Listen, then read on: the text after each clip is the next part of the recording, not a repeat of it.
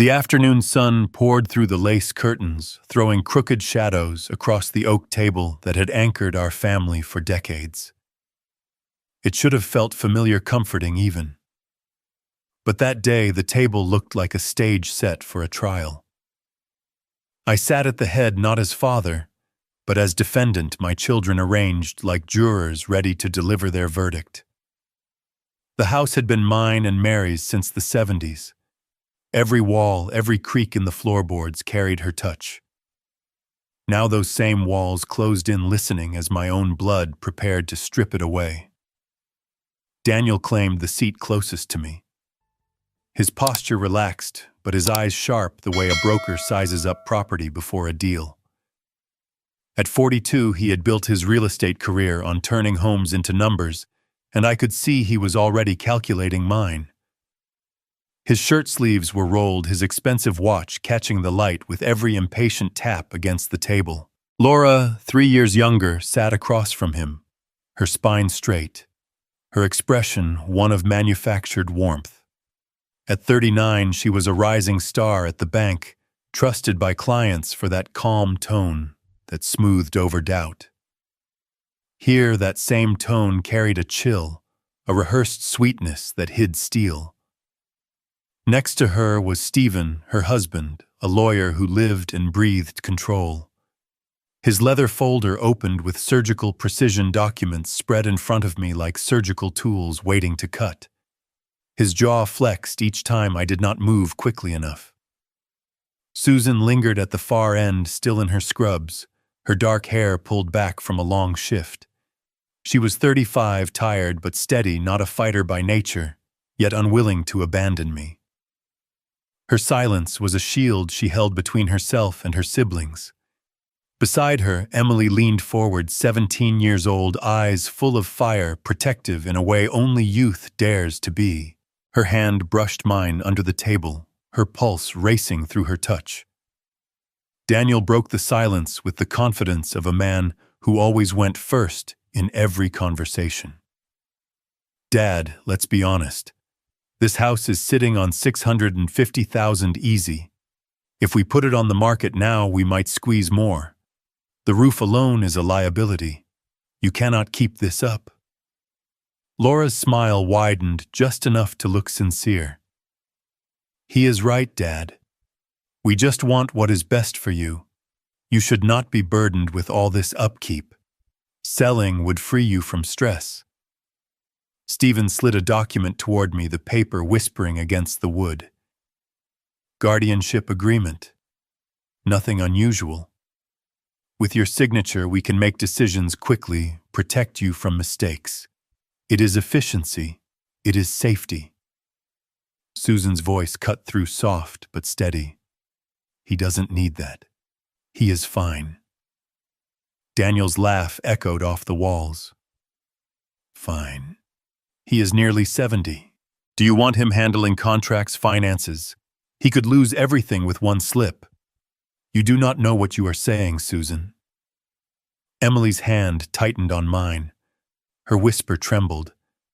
Don't let them corner you, Grandpa. Laura leaned across the table, her hand brushing mine, her eyes. All calculation under the veneer. Dad, you know we are doing this for you. We just want to avoid embarrassment later if something goes wrong. Stephen's tone sharpened, his lawyer's edge cutting through the room. If you sign now, there is no trouble. If you refuse, the court steps in. Then none of us will have control, and it will not look good for you. I stared at the words on the page, the neat black lines that would turn me into a bystander in my own life. My chest tightened, not from weakness, but from anger pressed down for too long. The house creaked as if it too knew what was happening, as if Mary's voice echoed through the beams, telling me to hold my ground. Daniel leaned forward, his smile mocking. We are protecting you before you do something foolish. Don't make us drag this out. Susan shifted her hands, clenched, her lips pressed together to keep from shouting. Emily's grip was iron, her loyalty burning hotter than her fear. I drew in a breath, slow and steady, and let the silence grow heavy. The air thickened until even Daniel stopped tapping, until Laura's smile faltered, until Stephen's finger drumming grew impatient. My gaze traveled across each of them, and in my eyes I let them see something they did not understand. They thought my pause was weakness. They thought silence meant surrender. But inside me a storm had gathered, one I had carried for years. I knew what none of them knew. I knew the truth Mary had whispered in her last days. I knew the secret that would shatter every illusion they clung to about this family. I folded my hands on the table, calm, unshaken, and I let them watch me. Let them sense there was more beneath the quiet. Daniel frowned, Laura's brow creased, Stephen glanced sideways. Susan's breath caught, Emily never looked away. I did not speak. I did not need to. My eyes told the story before my mouth ever could. And though they did not yet understand, they felt it, the shift in the air, the weight of something waiting. The truth lived in that silence, and soon it would break free. I kept my eyes on the papers, but my mind slipped out of that room and back to a winter morning in 2005 when the house still smelled like Mary's coffee. The first morning without her, the kettle whistled and no one moved. Daniel was 24 and angry at the world, Laura 21 and brittle as glass. Susan 17 and trying to be brave. I told them we would be fine. The funeral ended, the casseroles cooled, and people stopped calling. I took the evening shift at a warehouse down by the river, loading pallets until my hands split. During the day, I taught substitute classes at the high school because the steady check felt like an anchor, and the teenagers there did not expect me to be strong, only present. Money moved through the house like water through a cracked pipe. I learned how to stretch a paycheck across weeks that were always longer than the bills. The car went first. It was a blue Buick with a dent in the back where Mary had misjudged the mailbox one afternoon. I had promised to fix the dent and never did. I signed the title, handed over the keys, and walked home in the cold. I told Susan it was just a car. I said it as if I believed it. I learned the names of the men on my shift, men who used their first names like nicknames for lives that were heavier than they let on. We worked until our backs ached, and when a pallet slid wrong and nearly caught my foot, a man named Ray grabbed me by the jacket and pulled me clear. I took on small jobs, too. Fixing a porch step for a neighbor, painting a room for the lady 2 blocks over, patching drywall after a boy put his fist through it in a teenage storm no one could stop. If you measured right, if you cut true, the pieces met and held. People were harder. On Sundays I tried to cook. Mary had left handwritten recipes in a tin on the pantry shelf. My meatloaf collapsed, my chili scorched, my cornbread came out like yellow bricks. The kids ate anyway. Daniel shoveled food like refueling. After dinner, she and I washed dishes, and she told me about a biology lab that made her want to understand the human heart, not the way it breaks, but the way it moves blood like a river. I told her she should be a nurse if that is what she wanted. I tried to be a father and a mother. I learned to mend a hem badly, to sort laundry into piles that Mary would have shaken her head at, to sit in the dark at 2 a.m, while Daniel argued with a girlfriend in the driveway, and to wait with a towel for the tears that would follow. She said she had things under control. I wanted to ask what that meant and did not, because some answers you only get when the person wants to give them. Susan brought home a certificate from school, and I hung it on the hallway wall next to Mary's framed diploma from a community college class she had loved. The wall looked proud and lopsided. The house aged around us. The roof needed a patch, the furnace a new motor, the kitchen faucet a washer. I kept a list on a pad by the phone. I found scraps of Mary everywhere. The smell of her lotion rising from a scarf when I opened the hall closet. In 2008, the economy fell apart, and took a chunk of Daniel with it. He moved back for a while and slept in his old room, which looked smaller with a grown man inside it.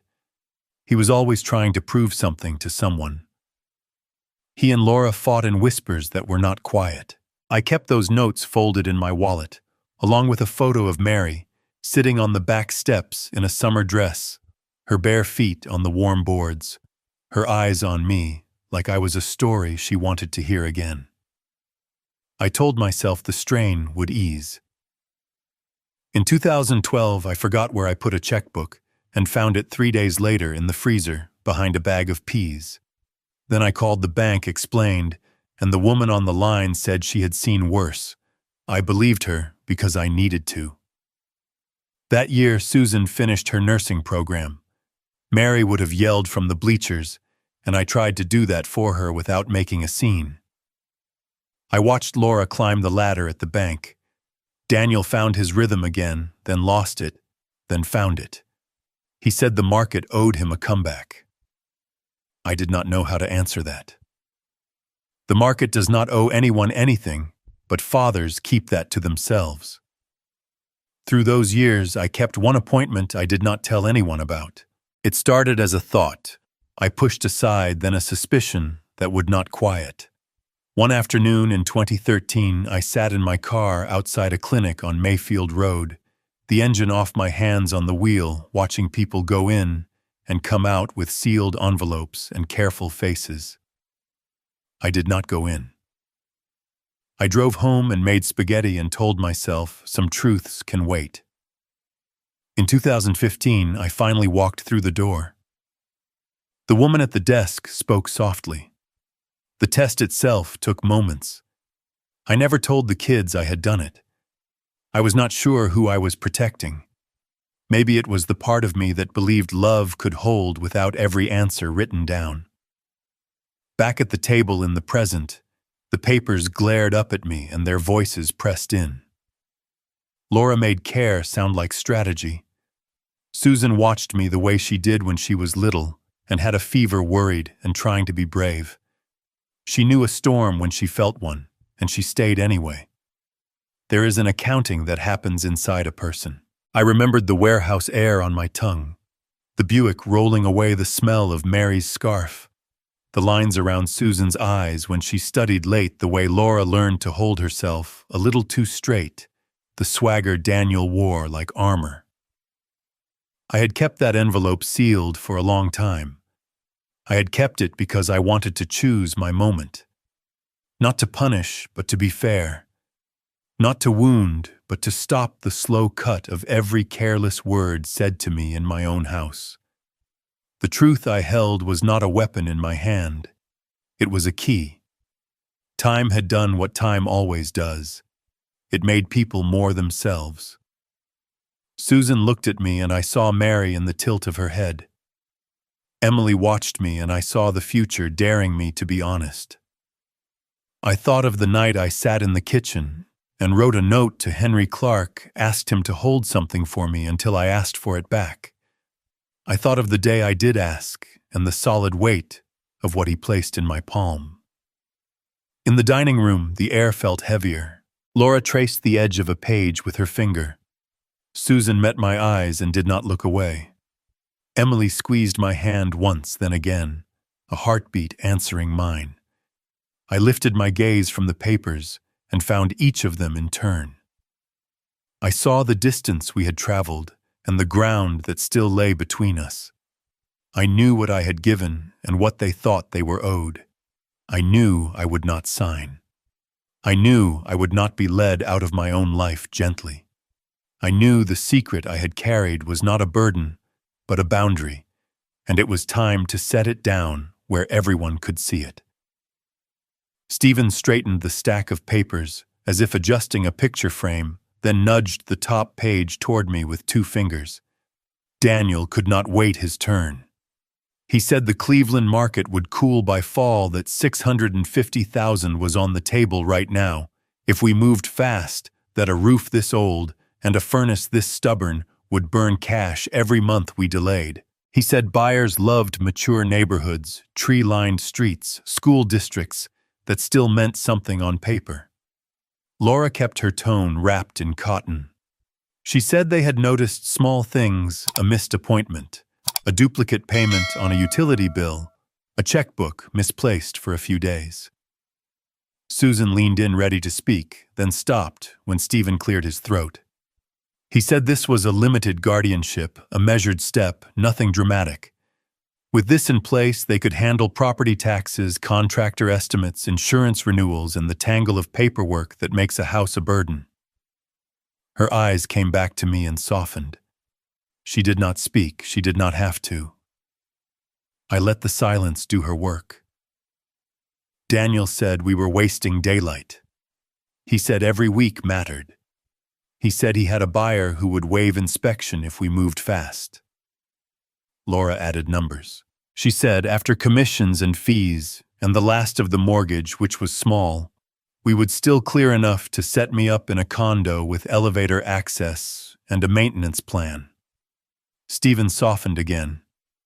He said the agreement protected me from bad actors, from door-to-door scammers, from the free estimates that turn into four-figure invoices. He put a finger on the line and left it there. He said my name slowly. I felt the shame rise like heat. It was not the kind that comes from being wrong. It was the kind that comes when people who should know your measure pretend they do not.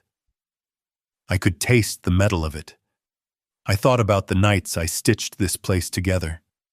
The porch step that sagged and the joist I sistered to carry it. The faucet that coughed until I found the corroded washer.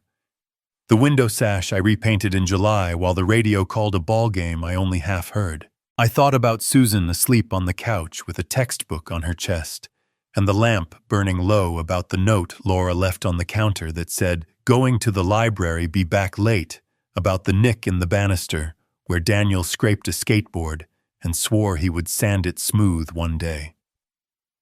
I picked up the pen. Daniel sat back in satisfaction. Laura let out a small breath I was not meant to hear. Stephen smoothed the page with the side of his hand ready to witness. Susan looked at Emily, then at me. Emily did not move. I did not put the pen to paper. I turned it once in my hand, feeling the weight of cheap plastic, the ridges worn smooth by other signatures collected on other days. I set the tip over the first letter of my name, then lifted it again. No one moved. Time thinned until all I could hear was breath. Daniel broke first. He said there was no reason to drag this out. He said we were all adults here. He said he had made promises to his buyer. I looked at him and waited to see if he would hear himself. He did not. Laura tried another path. She said I had been forgetting small things, nothing dramatic, but enough that the bank would be reluctant to speak with me without a co-signer soon. She said policies were tightening.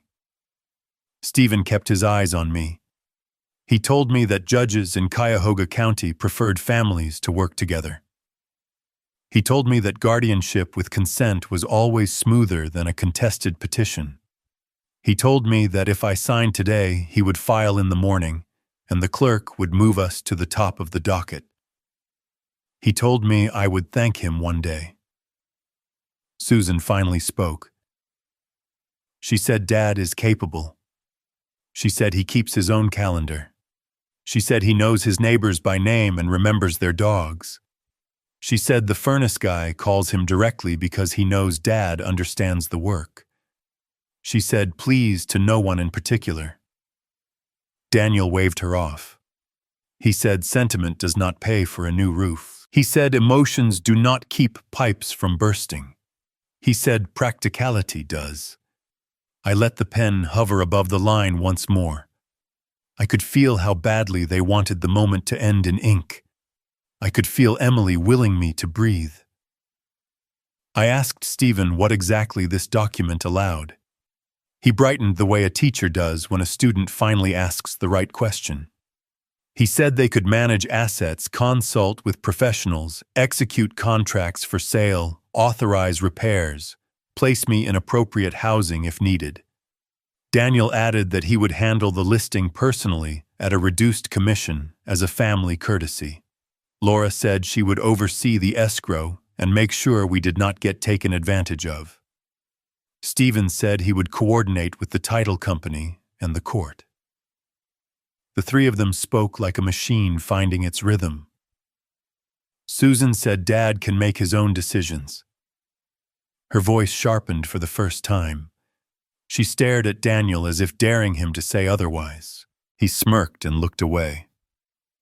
I felt the old ache in my hands, the one that wakes when a storm is coming. It did not bother me. It reminded me I was still in the body that carried Mary's groceries, that fixed what needed fixing, that kept a roof over small heads in years when roofs were luxury. It reminded me I could still choose. I lowered the pen until the tip kissed the page. Stephen leaned closer. Laura reached again for my wrist. Daniel said finally. The room held its breath. I heard the kettle in the kitchen click as if it had someone to summon. I saw the winter of 2005 flash across the window like a reflection. I thought of the envelope Henry kept for me and the moment I would ask him to bring it back. I thought of the line between truth and humiliation and which side we were standing on. I drew the smallest curve of a letter and stopped. Stephen waited, his mouth set. Daniel shifted, impatient. Laura squeezed my wrist lightly, a pressure that told me she believed the work was done. I lifted the pen and looked around the table from face to face.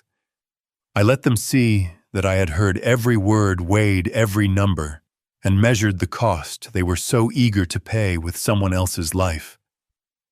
I let the silence answer for me, at least for that breath, and then I set the pen down without letting it roll. Daniel stared at the pen like it had betrayed him, then his eyes snapped to mine, sharp and hot.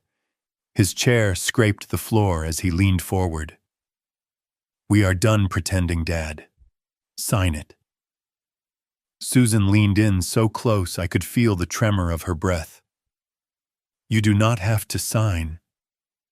She did not look at her brother or her sister. Emily reached for my hand and found it, her fingers warm and still. Do not let them take everything, Grandpa. Do not. Laura's smile thinned and failed. She folded her hands on the table, knuckles, pale eyes alert. Dad, we are trying to keep this clean. If you wait, paperwork snowballs. Things get messy. People start asking questions. Richard, we are here because we care. Limited guardianship is a tool. It avoids expensive mistakes. It avoids court battles none of us want. The humiliation arrived like heat behind my ears, not because I was helpless, because my children were speaking as if I were already gone. Daniel's voice rose. The buyer will not wait forever. We are looking at $650 for a sure thing. If the roof shows its age, they will cut it down. You want to gamble with that? I answered by standing. The chair legs sighed against the wood.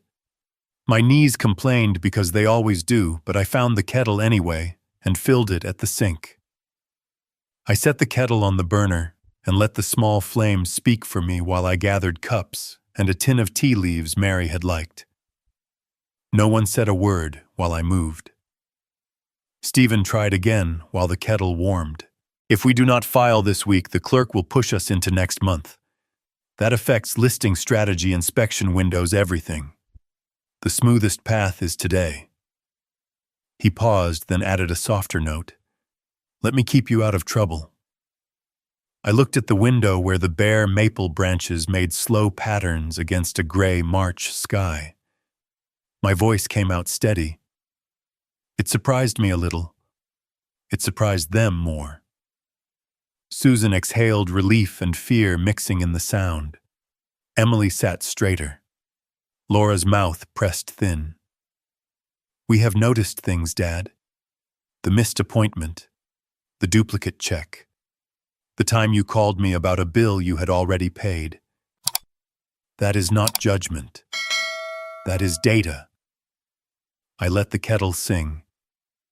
I took it off the heat, poured the water over the leaves, watched the steam coil. I set a cup in front of each of them, even Stephen, even Daniel. I took my seat again and wrapped my hands around heat. Daniel pushed his cup aside.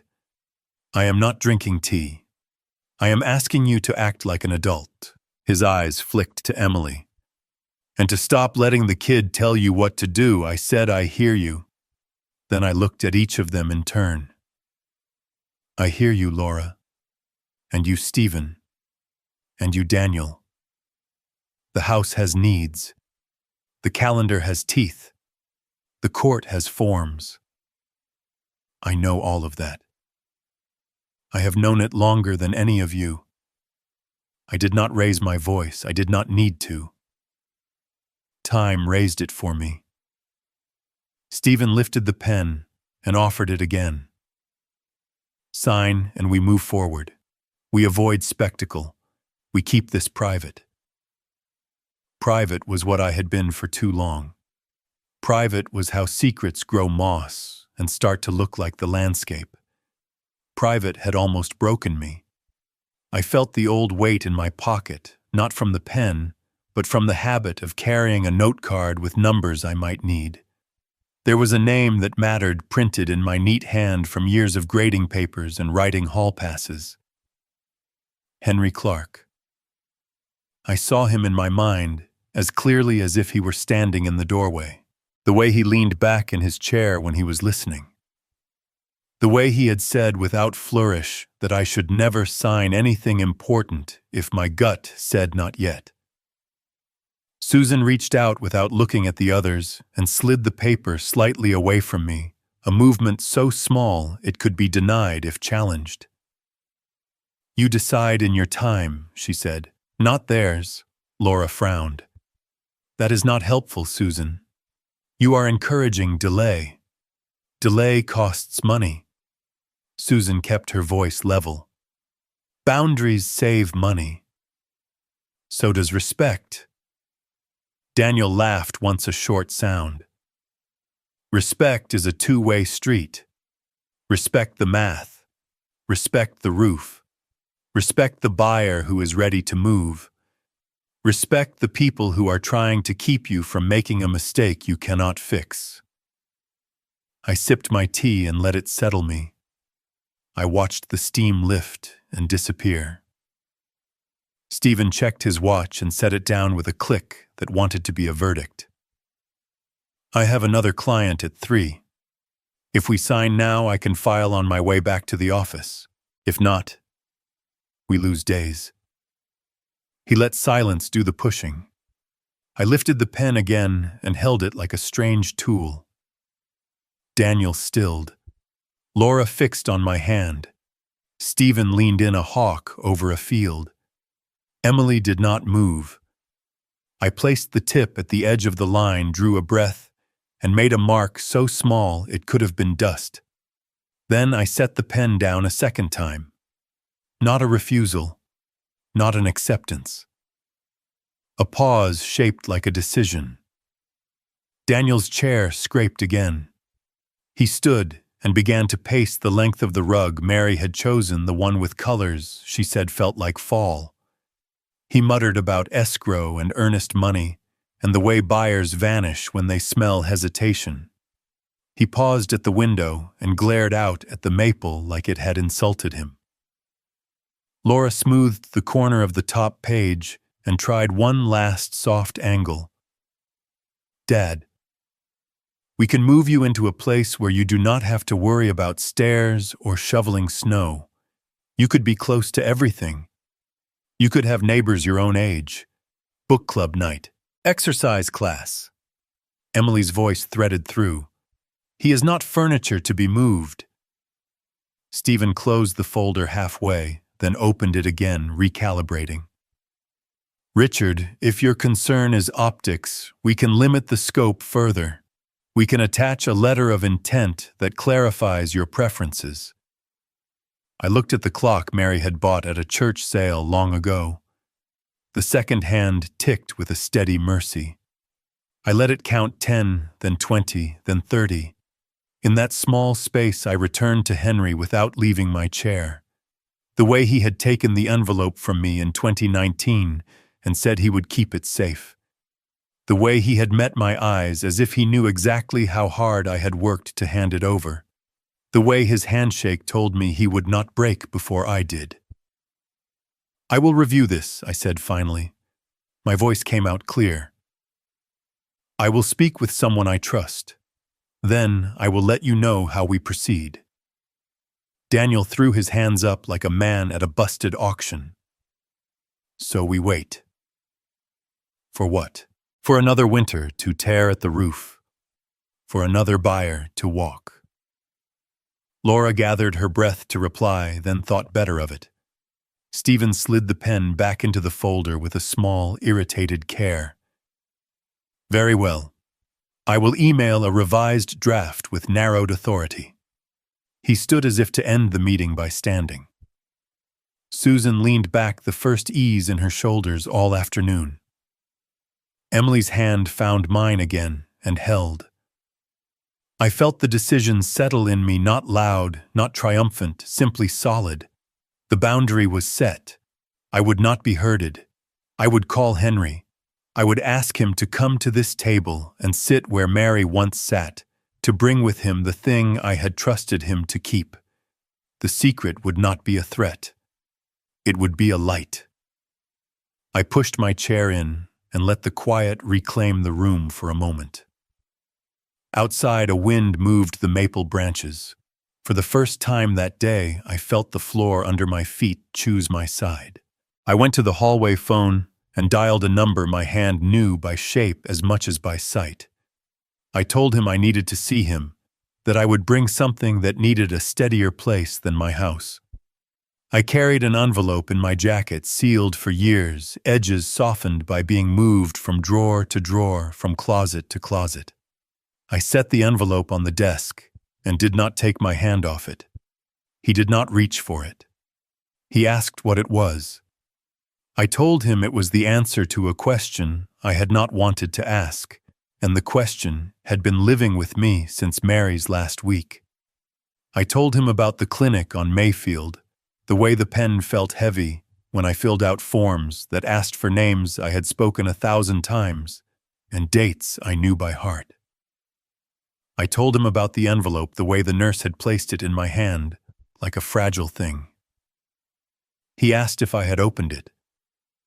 I said not yet. I said I had not been sure who needed the truth more, the living or the dead. I told him I had seen something in my children's faces that Mary would have named if she were here. I told him I did not want to be unfair to them, and I did not want to be unfair to myself. He nodded and asked what I wanted him to do. I slid the envelope toward him, my palm leaving a faint heat on the paper. I asked him to hold it for me, to keep it where it could not be misplaced by fear or anger, to bring it back to me when I asked, and only then. He asked if I wanted him to read it. I said not yet. He placed the envelope in a drawer I had seen him use for wills and letters that changed lives. He asked if there were other copies. He asked if I needed anything else. I said I needed to know I would not be alone when the time came. I understood that feeling, the chase and the slow. My jacket felt lighter. I was not sure if that was comfort or the edge of something sharp. For years before that day, I had watched signs the way a sailor watches weather. In Mary's last week, when the house was full of casseroles and prayers, and the strange quiet that comes when a life is measured in hours, she had taken my hand and pressed hard enough to stop me from standing. I counted birthdays, graduations, job changes, quiet dinners, loud holidays. I watched how my children carried their lives, how they handled pressure, how they practiced kindness or forgot it. The envelope had sat with that feeling, a sealed thing waiting for a better man than me to decide. When I called Henry after the meeting at my table, his voice had the same even weight. He said, "Come by in the morning." I said I would. I set the phone down and looked at the faces still in my dining room. I told them I needed time. I told them I would seek counsel, that I would read what they wanted me to sign, that I would not be rushed. Susan said, "Give him space." Emily said nothing at all and let her hand say the rest. The paper had yellowed a little. The ink faded just enough to soften the edges of her script. I pressed that letter flat and felt the warning reach through time. Morning came like a decision. He met me at the door and walked me back. He set a folder on the desk that was not the one with the envelope. He said he had drafted a note for me to sign that would authorize him to bring the envelope to my house if I asked in writing, and only then, and that he would stay while it was opened, and that he would keep a record of who was present. He asked if I wanted to open the envelope with him then. I said not yet. I said I needed to give my children a fair chance. I said if they kept pushing me toward the door of my own life, I would end the push with a table none of us could walk away from pretending we did not understand. He nodded. He said then the next step was simple. He would wait for my call. He would bring the envelope. He would sit with me while the house learned a new shape.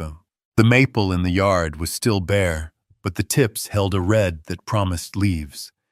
I parked, turned off the engine, and sat with both hands on the wheel, the same way I had done in 2015 after the clinic, the same way I had done 100 times in this car, when decisions felt bigger than my chest.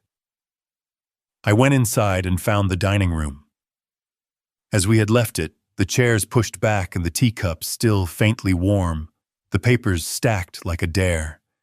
I gathered the cups and carried them to the sink. I straightened the chairs. I stood at the head of the table and pictured Henry at the other end, calm and unflinching. I pictured my children around the edges, each of them plated with the life they had chosen. I told the room what I had not yet told them. If they kept pressing, I would open it in front of them. If they tried to treat me as a man to be moved, I would make them sit still. If they demanded control, I would give them truth instead. Then we would see what held and what broke. Then we would see what family meant when the moss was scraped back and the grain of the wood showed clean. Daniel came back the next morning with the same buyer talk. Laura followed with a folder and a face set to calm. Stephen walked in last. Daniel started before his coat was off. He said we were losing time. He said the market could shift with one bad headline. He said the buyer had a window and that window's shut. He added that winter had not been kind to the roof. Laura sat on the edge of the sofa, knees together, papers balanced on her lap. She said she had done a quick analysis and that our carrying costs climbed every month. Insurance, taxes, utilities, maintenance. Susan brought mugs and set them down, then kept one hand on the back of my chair. She said Dad is handling his life. She said he pays his bills and calls the furnace company himself. Daniel snapped that care is not a plan. He told her she had no idea what the market looked like outside of hospital walls. He said he was trying to help before the roof demanded 5 figures no one had. Susan flushed, but held steady. Stephen cleared his throat and folded his hands. He said he had drafted a narrower version of the guardianship, limited to property and contracts. He said if I signed it, he could file the petition in probate court and attach affidavits attesting to the need. He said a judge could grant temporary authority quickly if there was evidence of risk. He called it a measured step. Emily made a sound that was almost a laugh and almost a sob. She stood between me and the window. She said, "None of you are listening." She said, "You are only thinking about money." Daniel waved a hand at her and said she was a kid and did not understand how the world worked. He said the world was gears and price points and timing. He told her to sit down and let adults make decisions. Emily stayed on her feet. She said real adults protect people. She said they do not tighten a circle and call it care. Laura tried to smooth it over with the same tone she used with anxious clients. She said no one was the villain here. She said we all had the same goal. She turned to me and said, "Dad, please, help us help you." I looked around at the life Mary and I had built and saw a ledger superimposed over the furniture. I wanted to take the house in my hands and say its name out loud until it sounded like what it was, the place where a family had learned itself. Stephen leaned forward, his voice cooled by law school. He said if I refused to sign, he would have to consider filing an emergency petition. He said the court could order an evaluation of my capacity. He said physicians would weigh in, a guardian ad litem could be appointed to investigate, and a temporary guardianship could be granted without my consent if the judge found immediate risk. Susan inhaled sharply and said this was coercion. She said a family that takes its father to court to take his house is not a family she recognizes. Daniel threw up his hands and called the whole scene ridiculous. He said I had become stubborn for sport. He said I should be grateful that my children were willing to handle things. Laura's eyes shifted to the mantel, the photo of Mary in a summer dress. She looked back at me and said gently that grief can cloud judgment for years. She said a structured plan was mercy. Emily could not stand it. Her voice dropped to almost a whisper at the end. Stephen resumed his list of risks. He said without guardianship, I could be exploited by contractors. He said I could be misled by predatory lenders. He said I could make a bad sale under pressure. He said he had seen it. I tasted metal again. That was when something in me stood up ahead of my body. I put both hands on the table and brought my palm down hard enough to rattle the cups. My voice followed, and it did not ask permission. Enough.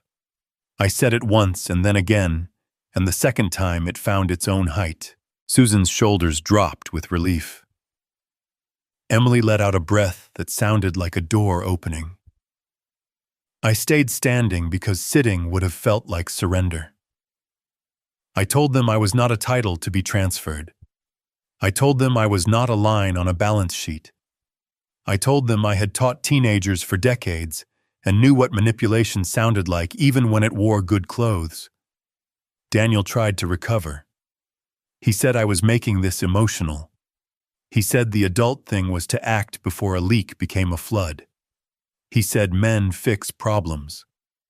He did not see that he had given me my sentence. I told him I had been fixing problems longer than he had been alive. I told him I knew the sound of wood swelling in humidity and the way a furnace coughs before it fails. I told him I could read a contract and a face. I told him I could tell the difference between help and control. Laura said, "Dad, we are scared for you." She had tears at the edge of her voice, real ones. I believed that. Fear often hides inside control. I told her I believed her fear, but not her solution. Stephen opened his folder again and said we were heading for a legal break that would not go well. He said he would file if I refused to sign. He said he hoped I would come to my senses before a judge had to make choices for me. He said, courts like harmony. I told him I liked harmony too, but not the kind that requires someone to be silent. I told him I would not be silent. I told him if he filed, I would answer. I told him if he thought the court would not hear my voice, he had not listened to enough judges. Susan's hand found the back of my arm and stayed there. Daniel said we were finished here. He said he had a call at noon and another at 1. He said he would be in touch with dates. Laura stood and straightened her jacket. She told me she loved me and that love sometimes looks like unpopular decisions. Stephen gathered his documents and said he would send the revised draft and a list of physicians who conduct capacity evaluations. He said he hoped it would not come to that. I watched them move toward the hall, and felt the house breathe again, slow and familiar. I did not feel victorious. I felt aligned. Susan stayed by my side. Emily kept her hand in mine and stared at the photo of Mary until her breathing slowed. I sat at last, and the floor held me. The cups settled. The clock on the mantel ticked 3 small beats. I told Susan I would make a call after lunch. She nodded because she knew which call and to whom. The wind shifted outside, and the maple at the window released a branch that had been tapping the glass. The room went still. I let that stillness settle inside me, a clear pocket where a decision could live without shouting. I stood, and the chair legs made a small sound against the floor, enough to turn every head. My hands were steady on the back of the chair, and when I spoke, the words came out clean. Before you take everything you need to know a truth I have carried for years. Daniel gave a short laugh that barely reached his eyes. We are really doing this. Secrets and drama. He leaned against the doorway, arms folded, already bored with anything that did not end in a signature. Laura pressed her lips together, then shifted into that soothing tone she uses on clients. Dad, this is not necessary. We do not need to invent obstacles. We are just trying to take care of business before it becomes a mess. Susan did not say a word. She stayed near the table, hands flat on the wood, eyes on me, a quiet anchor in a room that wanted to drift. Emily edged closer, worry bright in her face.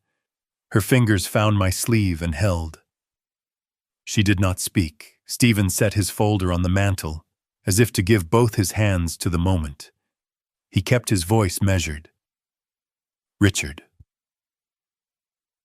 I understand that change is hard, but this is not the way. Vague statements do not help anyone. If you have a concern, name it.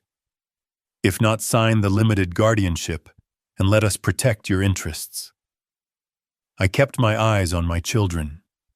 Your mother is gone, I said, but she left me a truth. 6 words, no more. Dad, grief plays tricks. Memory edits. We loved Mom, we all did. But this does not change the practical facts in front of us. Daniel found his footing and pushed off it. What truth, Dad? That the roof leaks and the market has a calendar. That buyers run when they smell confusion. This is theater. It does not help you. Emily turned to him, the first spark of anger breaking through her fear. Stop. Just stop for 1 minute and listen.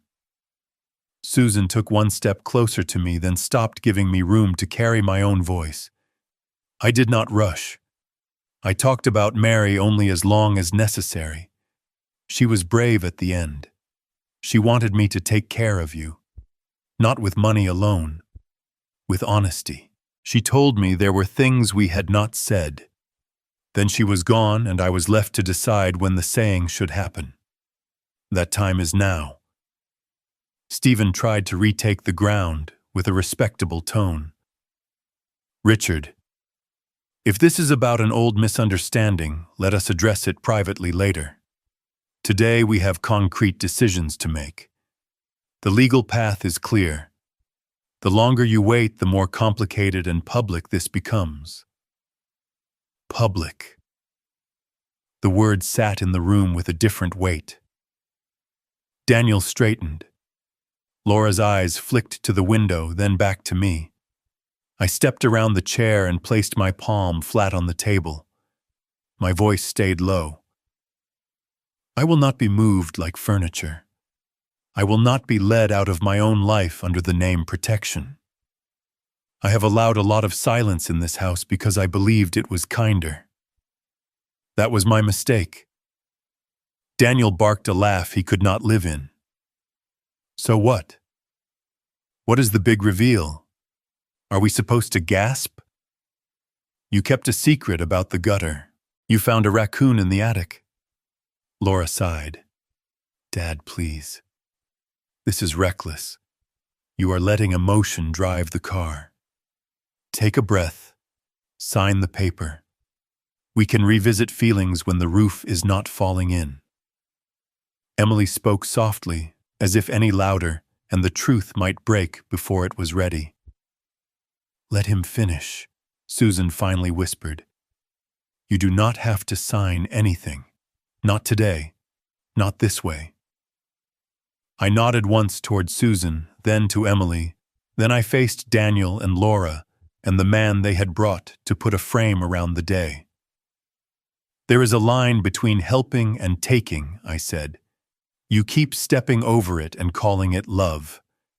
If you keep crossing that line, I will open something you cannot close.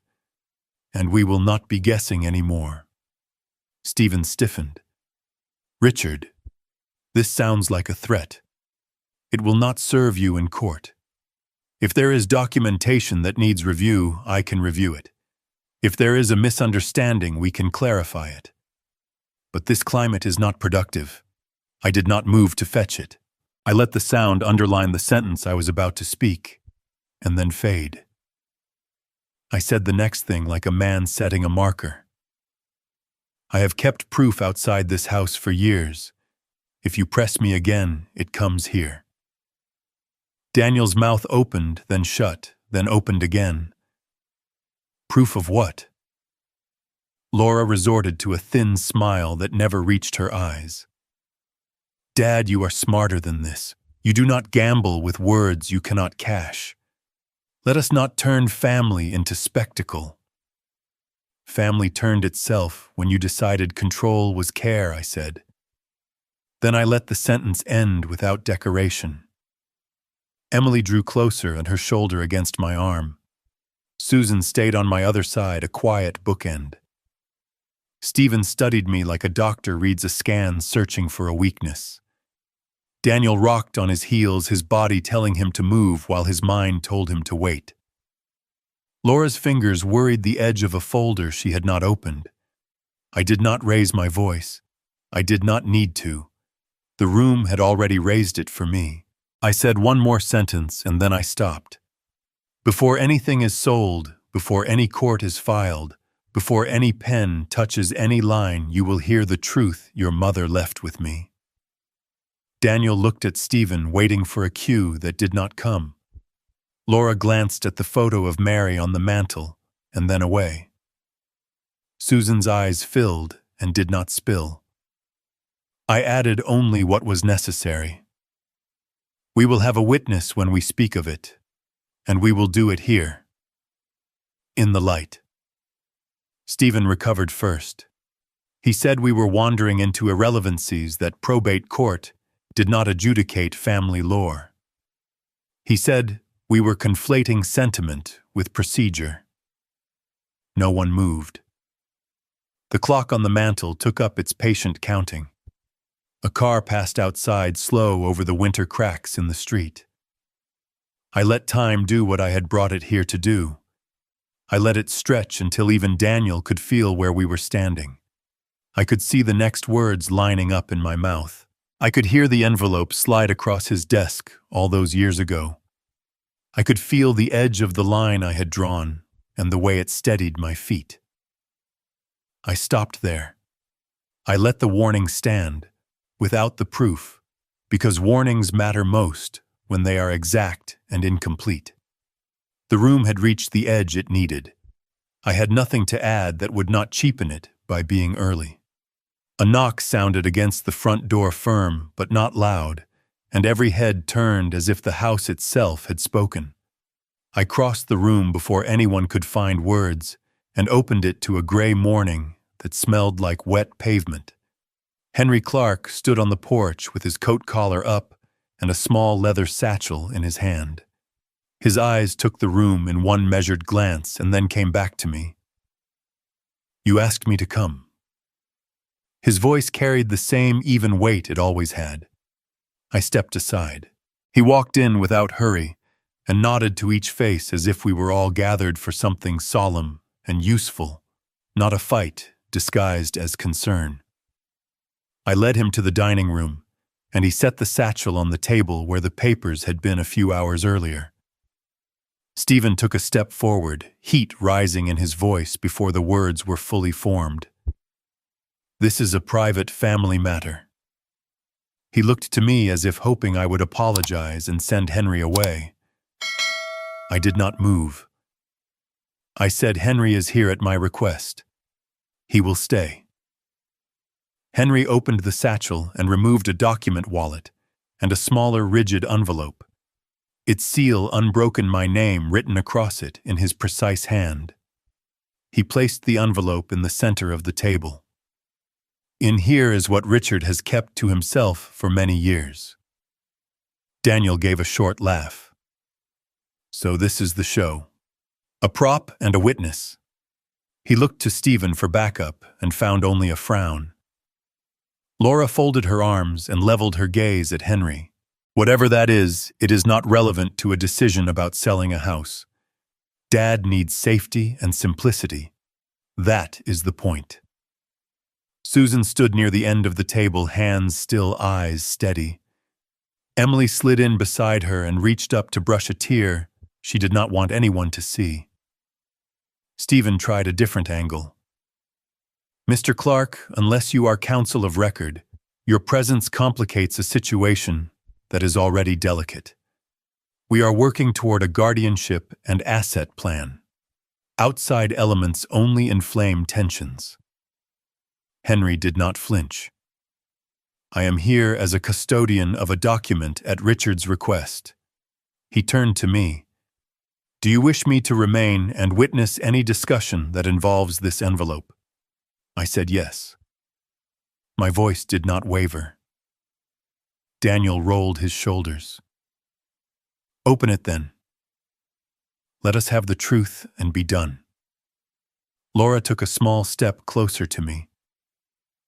"Dad, if this is about some old doubt or hurt, we can address it another time. Right now, we need to keep focus. This is becoming a spectacle." Emily turned on her. "Focus on what?" "On getting his signature before he can breathe." "You keep calling this care. It feels like a grab." Stephen cleared his throat and aimed his words at me. "Richard, you are in danger of allowing an unrelated issue to derail a necessary plan. If you believe that envelope contains information relevant to legal rights, then it should be reviewed privately with counsel and experts. Not in a living room." Henry folded his hands and waited. I looked at the envelope and saw the clinic on Mayfield, the careful nurse, the pen that felt heavy. I saw Mary's face. I reached forward and set my hand on the envelope. The room stopped moving. Daniel exhaled. "Here we are. Secrets and ceremonies. Is this supposed to prove something? You cannot litigate the past. We have a house to sell." Laura's eyes flicked from my hand to Henry's, then to Stephen, then back to me. "Dad, please. Consider the consequences of whatever you are about to do. Once words are in the room, they cannot be taken back." Susan whispered, "Let him decide." Emily stepped closer and set 2 fingertips lightly on my wrist, as if to ground me. Stephen spread his fingers on his folder and spoke with restraint. "If you open that now, you invite interpretations that may not align with the law. If there is any question of rights or status, there are formal avenues to resolve it." Henry glanced at him with something like courtesy. "There will be time for courts, if that is where this must go. Today is about a family deciding whether it will speak plainly to itself." I pressed my palm more firmly on the envelope and felt the edges through the cardboard. The quiet deepened. I looked at Daniel. He stared back, jaw tight. I looked at Laura. Her face had softened. I looked at Susan. She nodded. I looked at Emily. She gave me that same 2-beat squeeze she had given me before. I looked at Stephen last. I said, "This is not a stunt." Then I stopped talking. The kettle in the kitchen ticked as metal cooled. A car passed outside. The clock marked a minute. Daniel could not stand it. Say it or do not. He took a step toward the table, and Henry shifted without effort to stand between him and the envelope. Daniel stopped. Laura spoke softer than I expected. Dad, are you sure? I looked at her and let her see that I was sure. Stephen tried the last tool he had. He said if we are going to make a record, we should do it correctly. He gave Henry a long look. Not today, Henry said. Today is not for transcripts. Today is for courage. I took my hand away and the room seemed to breathe again. Then I placed my hand back on the envelope with intention and drew it a few inches toward me. I did not break the seal. I let the possibility of it be the center of the room. Daniel paced once to the window and back his shoulders up around his ears. Laura sat down slowly and laid her hands flat on her knees. Susan stood absolutely still. Stephen drew in a breath to speak, and Henry lifted one finger without looking at him. Not yet. I leaned forward just enough to make sure every eye met mine. If you push me again, I said we open this together. Here. Now. With witness. Then we live with what it says. No one moved. The house felt like the pause before thunder. I could feel what came next, gathering like weather over the lake. I slid the envelope back to the center and lifted my hand. I was not closing the door. I was showing them it was on its hinge. I could open it with a flick of my wrist. I chose not to. The choice was the point. Henry closed his satchel halfway, a sign to me that he would not leave until I did. Stephen shifted as if to signal a retreat and then thought better of it. Daniel's mouth worked, but no sound came. Laura looked down at her hands and then up at the photo on the mantel. Susan moved to the kitchen and turned the kettle back on with a small click. Emily leaned her shoulder into mine, light and steady. I let the silence return not as a weapon, but as a place where something true could take shape. The room held. The house held. I felt my own breath find an even pace. I was back in a winter afternoon in 2005. The windows of the hospital filmed with frost, the gray of Cleveland pressed against the glass like a hand. Mary lay propped on thin pillows, her hair tucked behind her ears the way she liked when she was tired and wanted the world not to fuss. A nurse adjusted the blanket and left us. Her hand found mine and pressed until I stopped reaching for something to fix. She told me there would come a time when I would have to choose truth over keeping the family together. Then she watched my face with those steady eyes, and I understood that the thing we had not named had moved into the room. In the hallway, Daniel argued in a low voice about who would call the insurance and who would talk to the pastor. Susan cried in quiet, careful breaths. I told Mary to rest. I told her we would be fine. Outside the window, a bus rolled by, and a woman in a red coat hurried through the cold with a bag of groceries. I leaned close and told Mary she did not need to explain. She said there were words we had left in the shadows, and that shadows make cowards of ordinary people. She asked me to remember that kindness is not the same as silence. She looked toward the door where our children waited, and then back at me. Will you be brave for them when I am gone? For years, I carried that look like a pocket stone. I touched it when bills came due, when the roof leaked, when the kids spoke to me like a man they loved, or a man in their way. Sometimes I believed I was protecting them by keeping peace. I remember the small things about that week more clearly than the big ones. The way the alarm on the pump sounded like a doorbell from far away, and how Daniel jumped every time it rang. The way Laura smoothed the sheet, retucking the corner again and again. The way Susan whispered a song her mother loved.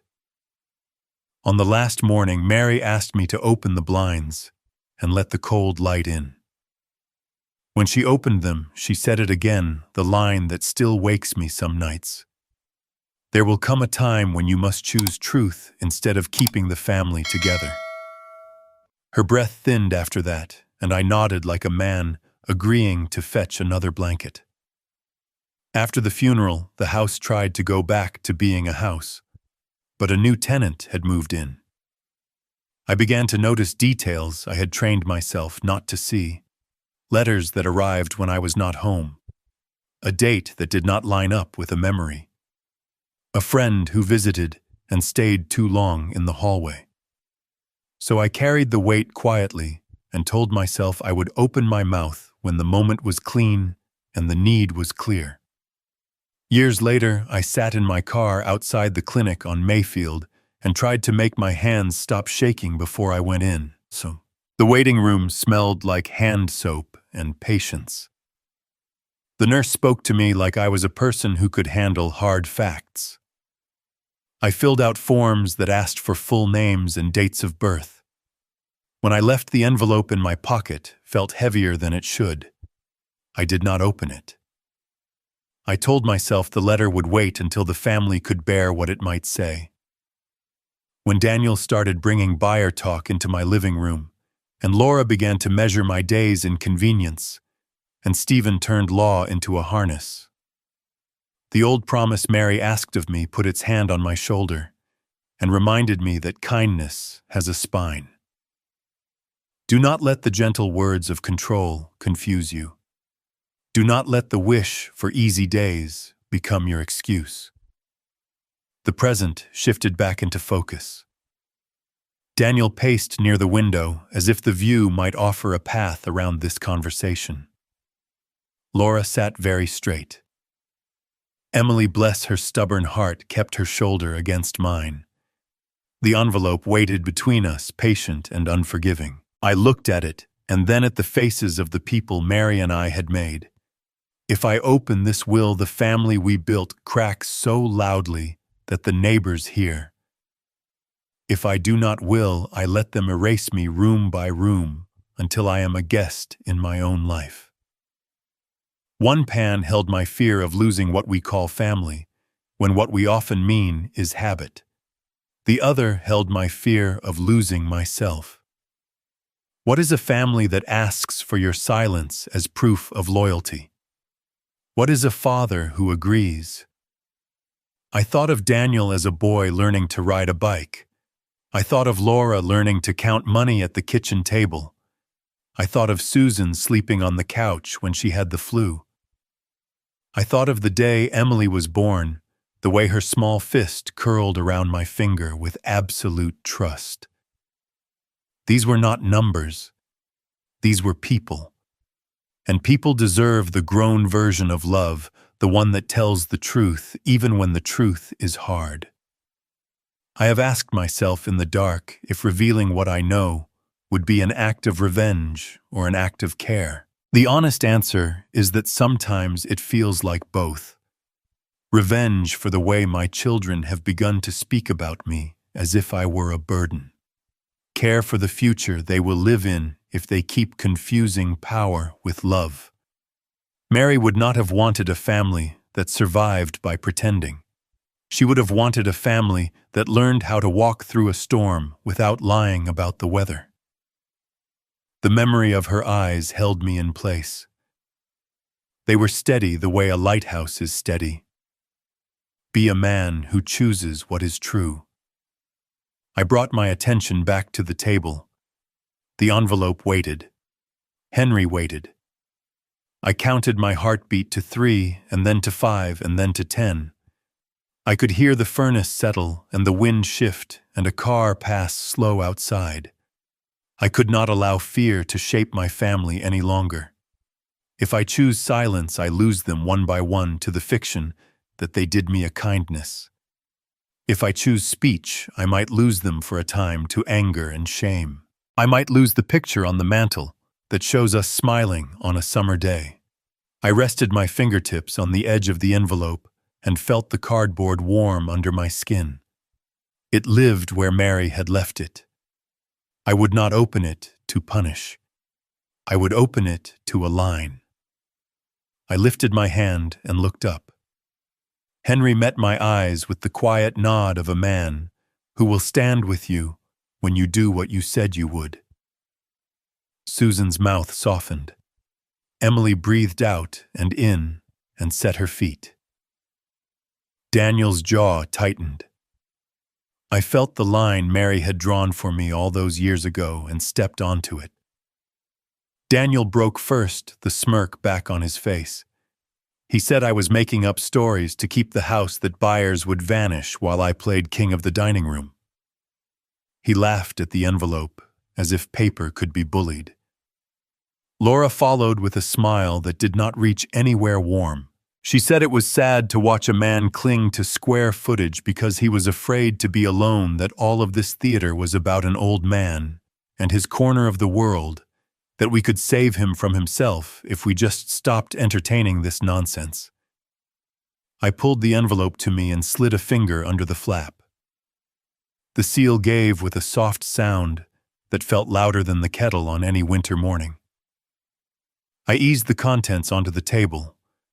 A folded letter on clinic letterhead, chain of custody forms, a short summary sheet with dates and words that had lived in my chest for years. My name, other names, numbers that do not care who reads them. Henry stood very still. Susan did not move. Emily held her breath. Stephen leaned forward, his lawyer eyes tracking the layout of the page. I looked at my children and said the thing that could not be said any other way. Not all of the people in this room are my blood. I let the words sit between us. The house swallowed sound. Even the clock seemed to wait. Emily's lips parted and no sound came out. Daniel's color drained, then came back in patches. Laura blinked once, twice. Stephen reached for the top page. Henry lifted a hand and said, "It stays where it is until Richard says otherwise." Stephen pulled back half an inch and asked me calmly to allow him to review. I turned the summary so they could all read it. Clinic name. Date in 2019. Identifiers matching mine. I did not make a speech. I did not say who. I did not need to. The numbers had their own grammar. Daniel found his voice. He said anyone can print a letterhead. He said this was a stunt. He said if there were tests, they had to be flawed, that labs make mistakes, that the whole thing smelled like manipulation. Laura swallowed hard and asked when I had done this. She asked why I had not told them. She asked if their mother had known. I kept my answer small. I said Mary knew there was truth to be carried. I said she asked me to be brave when the time came. I said I made arrangements years ago because I did not want anyone deciding this in a whisper or a hallway. Henry said he had held the envelope since 2019 at my request, that he had logged its receipt and sealed it, that he stood here now because I had called him. Susan finally spoke, the words pushed through a tight throat. She asked if the report meant what it looked like it meant. She did not ask who. She did not ask for details. I told her the report meant exactly what she read. That is all. I did not point. I did not explain. I let each face run its own calculus against dates and memories, and the way a family looks in light that is not flattering. Emily moved closer, her shoulder against my arm again, but this time the touch was not to steady me. It was to keep herself from floating away. Stephen cleared his throat and started to say that none of this bore on a guardianship petition. He said the court would not adjudicate parentage without proper pleadings, that this could be a separate matter, that we should not conflate. Daniel snapped that this was theater, and that I had planned it to humiliate him. He said he would not sit here and be part of a show. He pushed his chair back and it scraped hard enough to mark the floor. Laura did not stand. She kept looking at the page and then at me. Her voice, when it came, was flat and brittle. She asked if the result could be wrong. She asked if there was any chance. Not much in the world is absolute. Henry answered before I did. He said the lab followed standard protocols. He said if anyone wished to challenge the result, there were formal processes. He said those processes would confirm or overturn, but would not stop time here. Susan reached for my hand and missed, and then tried again and found it. She said "Dad," and then could not find anything that did not sound either cruel or simple. She let my name be the sentence. I looked at Daniel and Laura. I said nothing to accuse and nothing to comfort. Comfort was not for this minute. Accusation would have been too easy.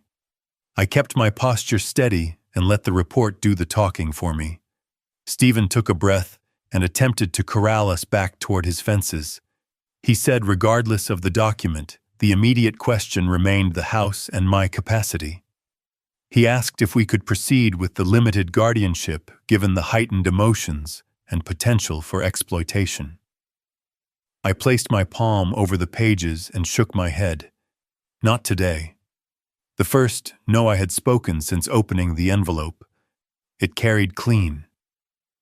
Daniel stopped moving and stood very straight. He said this changed nothing. He said money was still money, and a roof still leaks because of water, not because of paper. He said I was still old. Laura put her elbows on her knees and folded forward hands over her mouth. Her shoulders shook once and then held. She did not cry. She was a woman who had learned that tears cost you at work. Susan stood as if the floor had tilted and she needed to adjust. Emily looked at her mother and then at me. Emily whispered that she was here.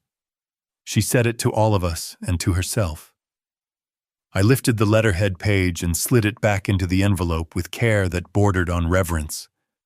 I placed the chain of custody forms beneath it, then the note Henry had drafted in his careful hand years ago. I set the envelope down where it had been. The living room held its silence like breath held under water. The air tasted like metal and tea. The furnace clicked and settled. A car door shut outside and a neighbor called to a dog. I spoke once more the same voice I used when I taught students hard lessons that mattered beyond the test. The house is not the point.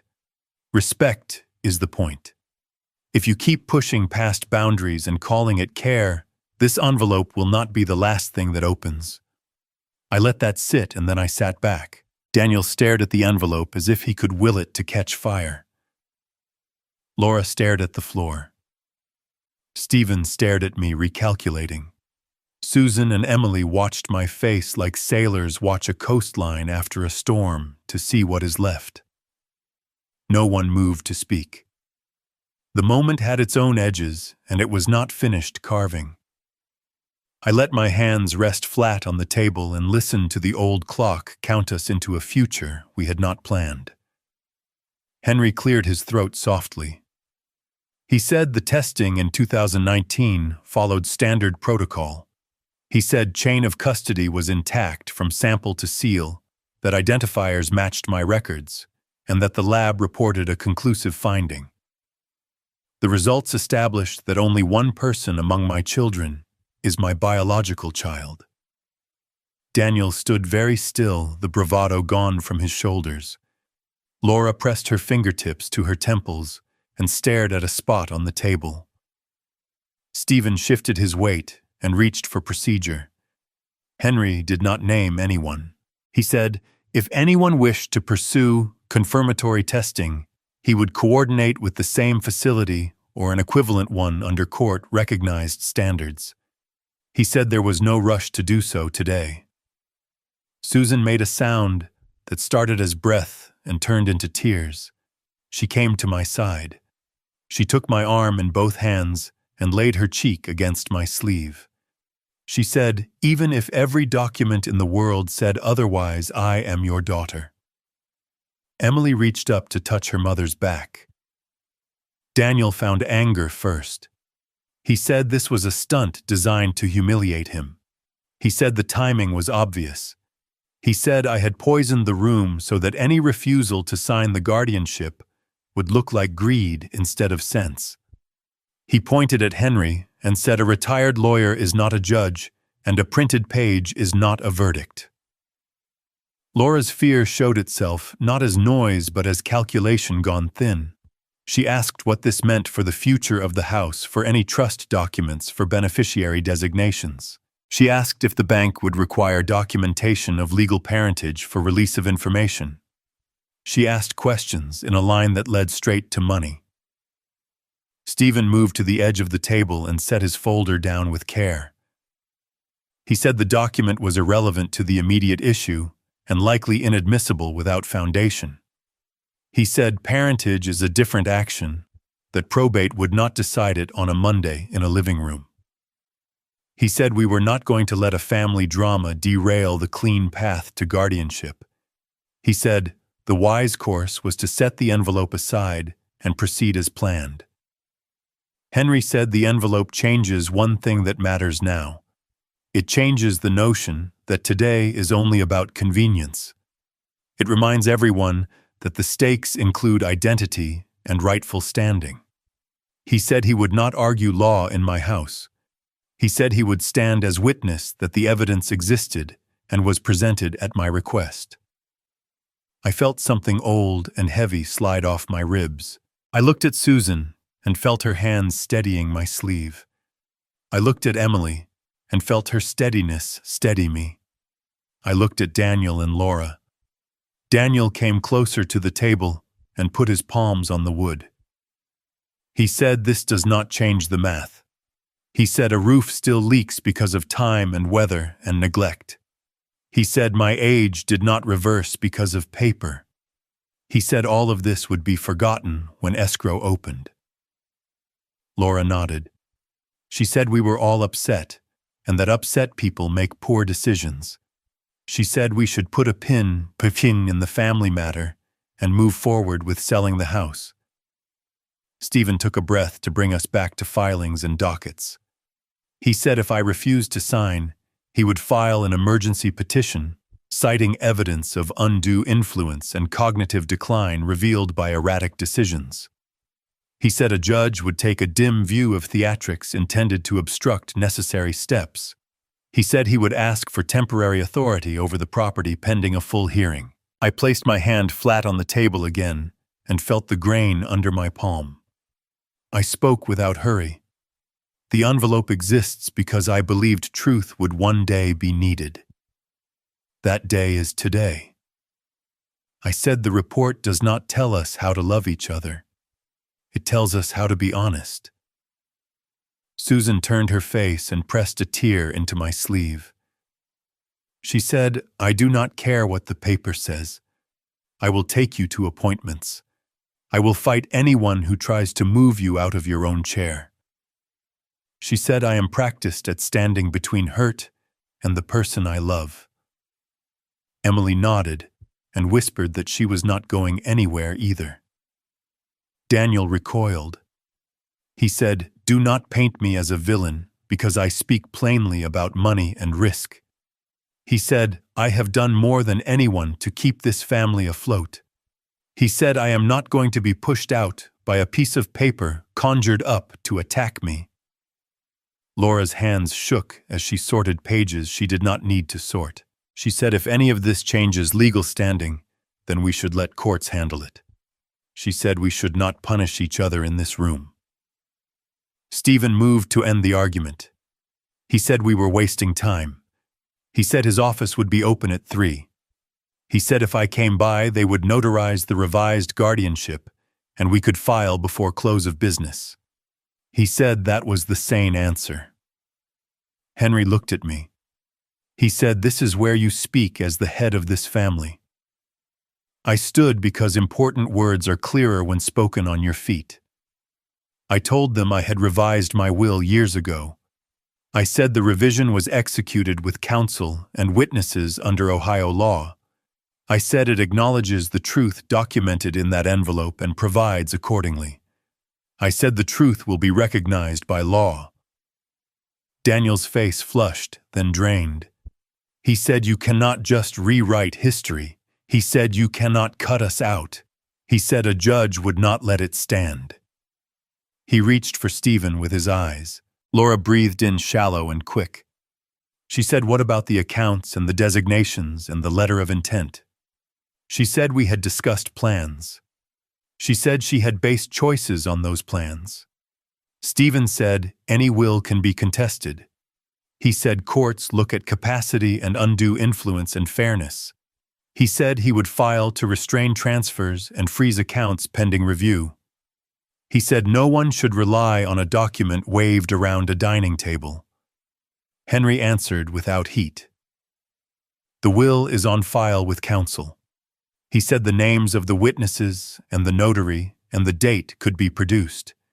He said any challenge would be met. He said again that today was not for litigation. Today was for clarity. Susan lifted her head and looked at Daniel and Laura as if seeing them from a new angle. She said, "None of this changes what matters." She said, "You will still be my brother and my sister if you choose to be." Then she squeezed my forearm and added quietly that she would help me face whatever came next. Emily wiped her face with her sleeve and took a step forward to stand between me and Stephen. She said, "We heard you." She said, "I heard you, Grandpa." Daniel swore under his breath and walked to the window and back. He said, "You will regret this."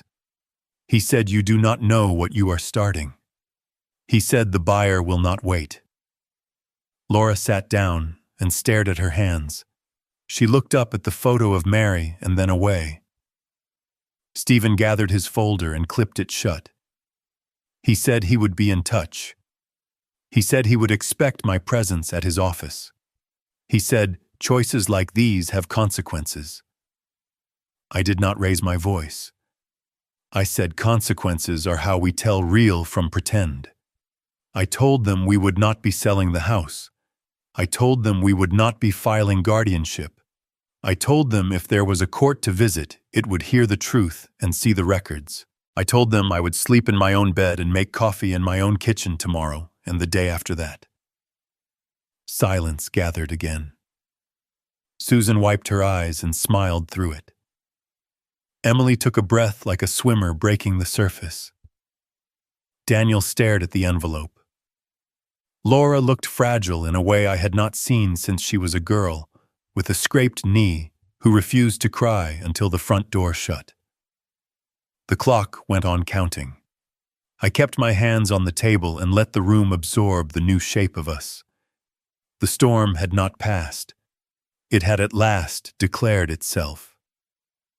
Daniel was the first to move a hard exhale and a look at Stephen that begged for a rule to hide inside.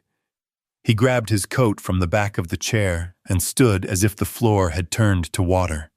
He said he would not be part of a circus and that I would hear from him when cooler heads prevailed.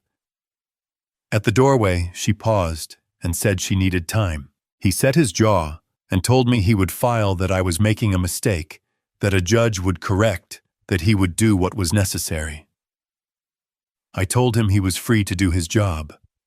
I told him I would be home tomorrow morning making coffee in this kitchen, as I have for 40 years. He gathered his papers, clipped the folder shut, and left without taking any of the air with him. Henry asked if I wanted him to stay. Not tonight. He nodded, promised to answer when I called, and walked to the door. Susan poured water into the kettle and set it on the burner. She asked if I was all right, and I heard the layers in her voice, the nurse and the daughter, and the woman who had learned to stand between hurt and home. She said she was proud of me. She asked what happens now, and I told her we keep living like people who mean what they say. I thought about courts and filings and the way procedure can look like justice from a distance. Justice does not live only in buildings with seals on the wall. It lives where people choose truth over convenience, where a family learns how to speak plainly, and stand still when the words land. If a judge must hear this, I will go and I will bring the record with me. If a judge never hears it, it will still be true. Susan covered my hand with hers, and the room tightened into something bright. She said we would tell the neighbors the house is not for sale and that I will be staying. She said she would change her shift so she could drive me to the grocery store on Fridays and to church on Sundays if I wanted. I told her I can still drive, and she laughed and said she knows, but that she likes my company. I told her I like hers too. Emily took out her phone and then tucked it away again. She said she wanted to tell her friends, but that this felt like something to hold close for a day or two. I told her she could dig the first hole and I would dig the second, and we would set a sapling between them. She asked if we could write Mary's name on a small stone at the base. I told her we could write one word and let it do the work of a paragraph. Mary liked simple things said well. The afternoon faded into evening, and the windows turned to mirrors. I could see us as we were an old man and his daughter and his granddaughter, 3 people who had chosen a hard line and were stronger for it. The ache behind my eyes was not sadness. It was release. The weight that had taught me how to walk without complaint had finally been set down where it belonged, not as a burden but as a boundary. Stephen will draft and file. Daniel will send messages that read like orders and settle into apology when they find no purchase. Laura will circle and then knock one day with a pie and a speech, and I will open the door and listen and tell her she is loved and that love is a room with windows, not a basement with a lock. We will learn a new rhythm. I stood and walked to the mantel and straightened Mary's photo by the smallest degree.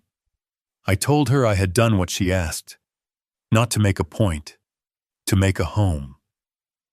I told her we would plant the second dogwood and that I would teach Emily how to tie the young trunk to a stake so the first hard wind does not snap it. I told her I would keep the kettle where she liked it, and that I would try to make cornbread without turning it into bricks. I told her I would be a father in full, not an absence to be managed.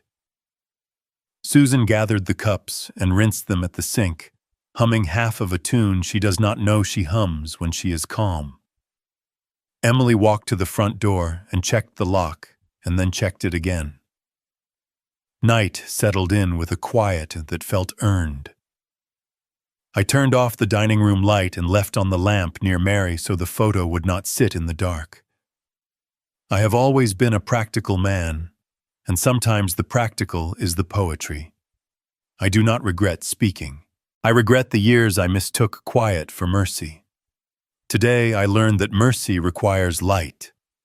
Today I learned that love with a spine is not unkind. Today I learned that a man can be old and still be new to himself. I will sleep in my own bed. I will wake before the sun. I will make coffee and open the back door to feel the air and decide if the ground is ready for a shovel. I will call Henry after breakfast and thank him for standing where he said he would. I will call the roofer and get a bid that respects me. I will call the bank and ask for nothing I do not need. I will sit at this table and read the paper and underline one sentence that tells the truth without trying to win an argument. Justice is not only a gavel. It is the way a man tells his children the truth and then lives it steady and without applause. It is the way a daughter stands next to her father and turns a kitchen into a sanctuary. It is the way a granddaughter holds a line with 2 fingers on a wrist and never lets go. It is the way a house keeps count of the years and still offers its rooms freely. That was the evening I took back my voice, and for the first time in years I was not a burden, but a father in full. If this story has touched you, please share and subscribe and send it to someone who needs to hear it. The truth, even when it hurts, is the most precious inheritance we can leave behind.